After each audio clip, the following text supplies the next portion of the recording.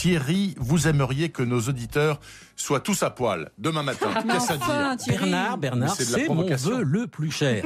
Demain, lundi de Pâques, soyez à poil, à 11h30 pétante, on va planter un arbre sain. Tout nu, vraiment. Laetitia, vous avez l'esprit mal tourné. Non, pas tout nu.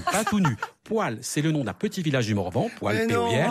Et ce village touche le mien. J'habite à 500 mètres de Poil. Comment s'appellent les habitants de Poil? Les poilus.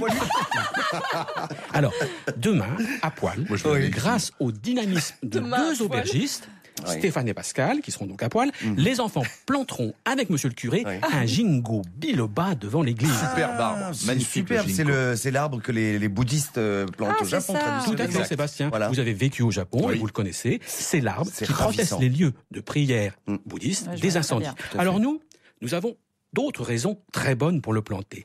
D'abord, c'est le premier arbre qui soit apparu sur Terre avant les dinosaures, il y a quand même 270 millions d'années. Mais il pousse en France, votre copain des dinosaures, là? On ne peut mieux. Alors, le premier ginkgo biloba planté à l'époque moderne, en France, c'était dès le 18e, dans mon cher jardin des plantes que vous connaissez. Allez le voir, Églantine, il est très beau, il est radieux. Alors, ce ginkgo préhistorique ne craint pas le froid, il ne craint pas le sec, et alors le plus surprenant, c'est qu'il s'avère aussi très résistant à la pollution. Donc c'est un arbre du passé, mais qui a de l'avenir. Est-ce qu'il est beau? Le feuillage est primitif, mais fascinant. Une planche botanique. Alors, en automne, c'est un embrasement d'or scintillant. C'est Bernard, le surnom, c'est l'arbre aux 40 écus. Tout à fait, Sébastien. Voilà, exactement. Voilà. Et alors Thierry, donc du coup, l'histoire des bouddhistes dans le Morvan, là, c'est vrai que c'est bizarre. Ça sonne un peu exotique quand même. Il y a un très grand centre bouddhiste pas très loin de chez nous. À Plège, tout à fait.